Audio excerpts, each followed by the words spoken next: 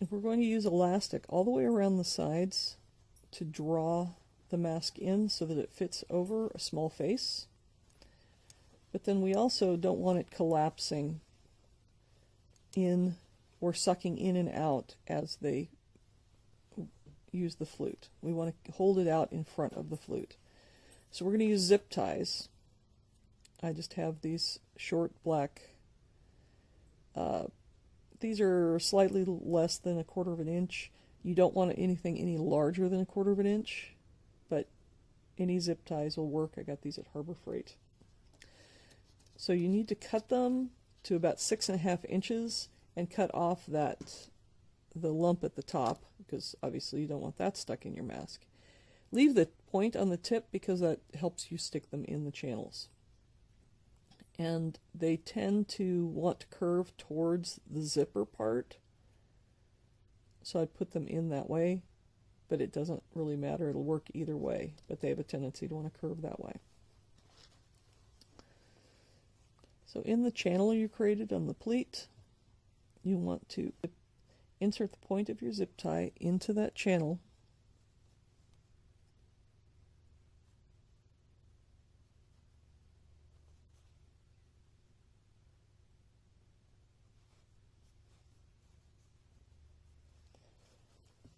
Oh, but you want to make sure you're not doing that. Don't stick it through the inside. I thought it was going a little too easy.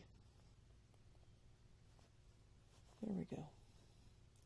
So you insert your zip tie down that channel and just push it on down.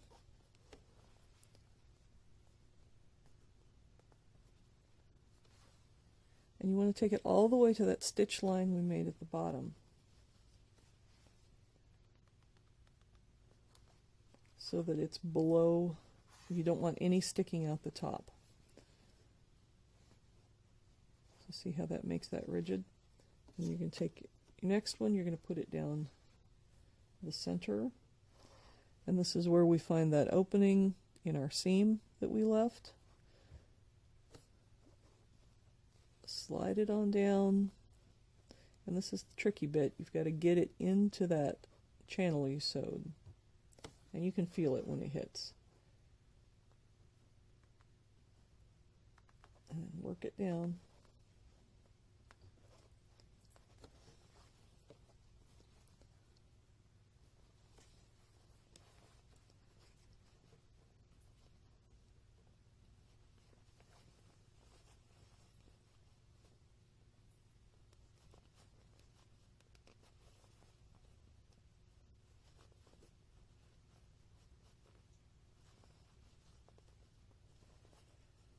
Take it all the way down until that point hits that stitch line that you did across there.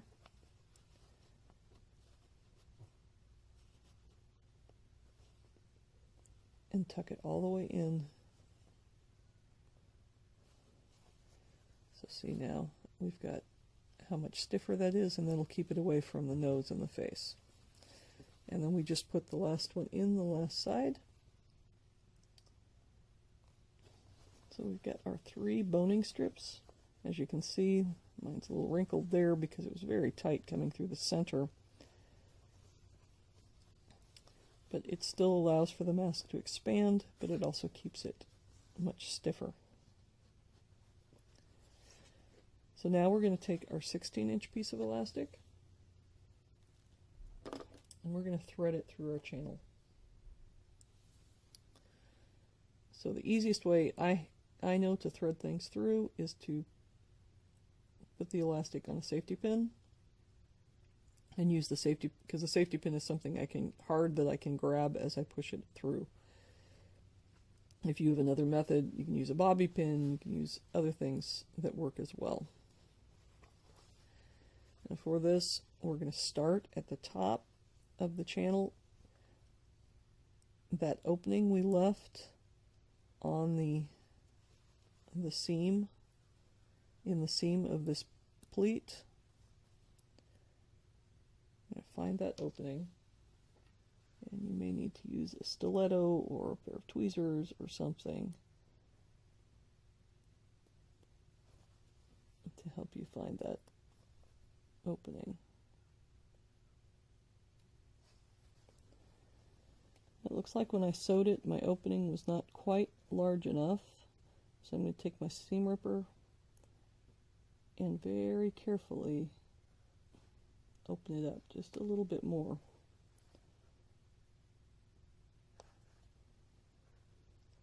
So that I have an opening to stick the elastic through.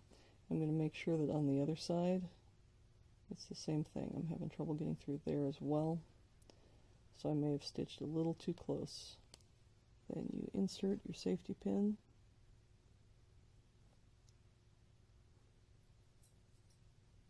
And help ease the elastic through.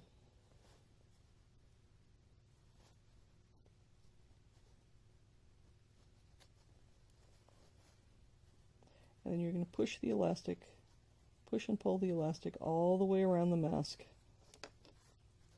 until it comes out the other side. When you come along to the bottom, your elastic is actually going to exit the top and the bottom there. And so it's going to go, you're going to see the elastic on the outside as it comes across the bottom.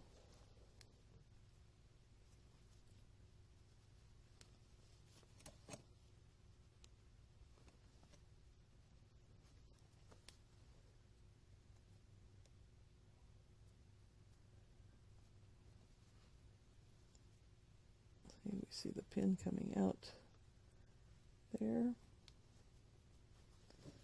Sometimes a pair of tweezers can be very handy in this process because it can help you reach in and grab the pin.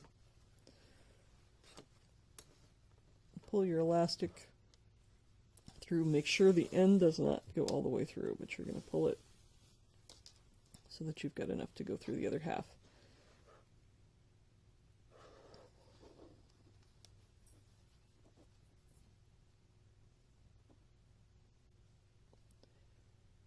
Here's another place where my tweezers are handy because they will poke in and then the spring action on the tweezers will help open up that channel so I can see it.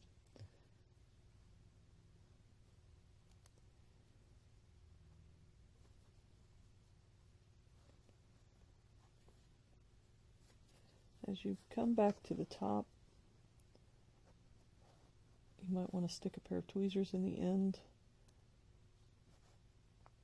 You can grab that head of the pin and help pull it through without getting it caught on the inside of the seam. And there's your pin, and we made it all the way through.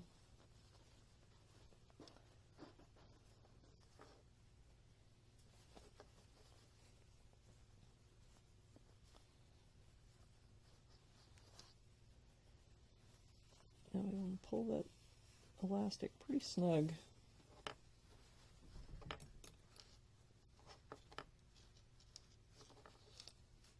Even it up around the edges.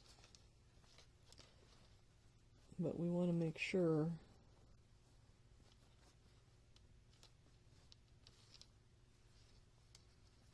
that it's small enough to go on a small face, but large enough to fit on our larger players as well.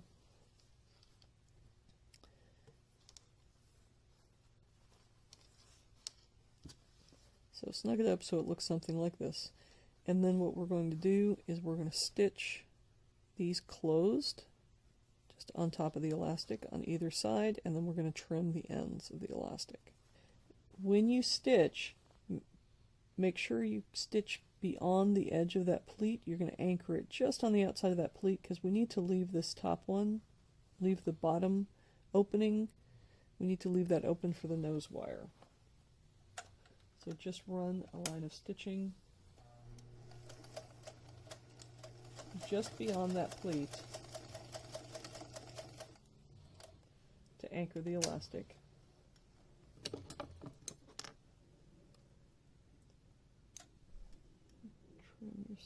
Trim your threads and then trim off your elastic. So we got that line of stitching, but we can still get to the opening where we're going to insert the nose wire. And then we also want to go around to the edges, and we're going to secure this elastic, again, we're going to put another line of stitching across the center, which will stabilize both sets of the elastic.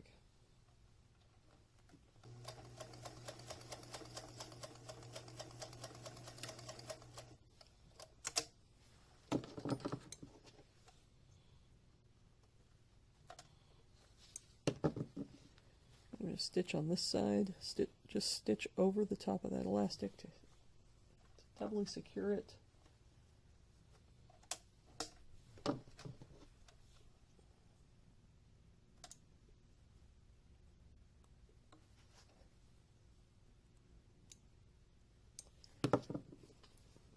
So we have, that is much more secure there. Clip all your threads, and we're almost finished.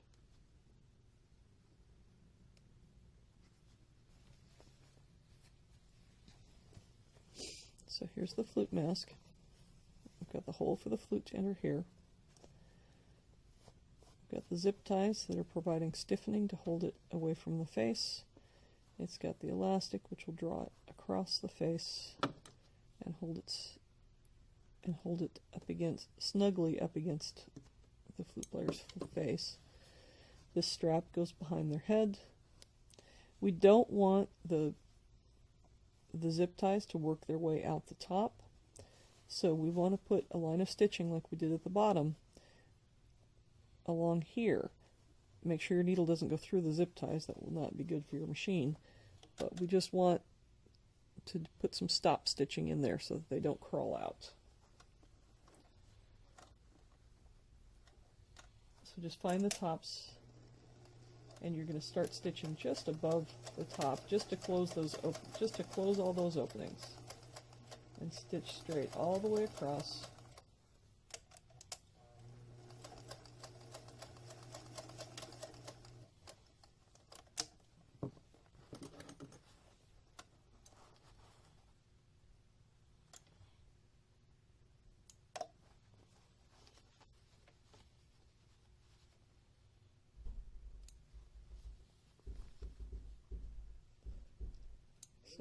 Now those zip ties won't crawl out.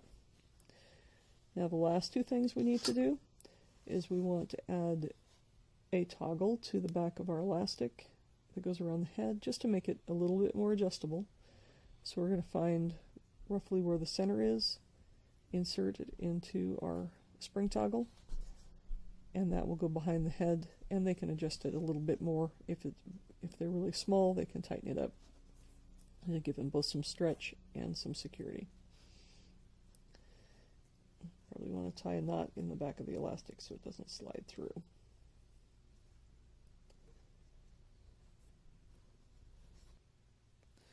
So the final step is to insert the nose wire. I've got a little piece of a pipe cleaner. It's approximately 3 inches long.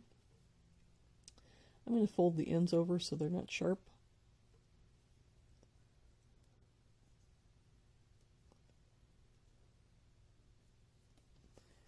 And then I want to insert this in the top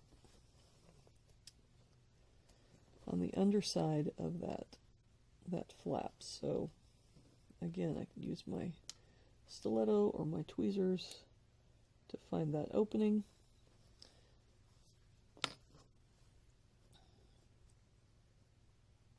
We'll simply slide our little pipe cleaner through there.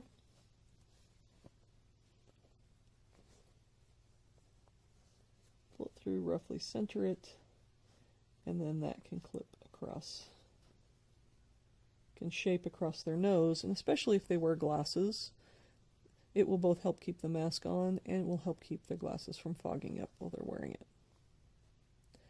And so that is the craziness that is the flute mask. And of course, when they use this, they will combine this with a bag that goes over the flute that has the hand holes like the other woodwind bags.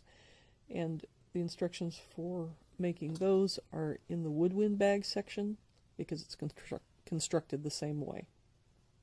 Thank you very much.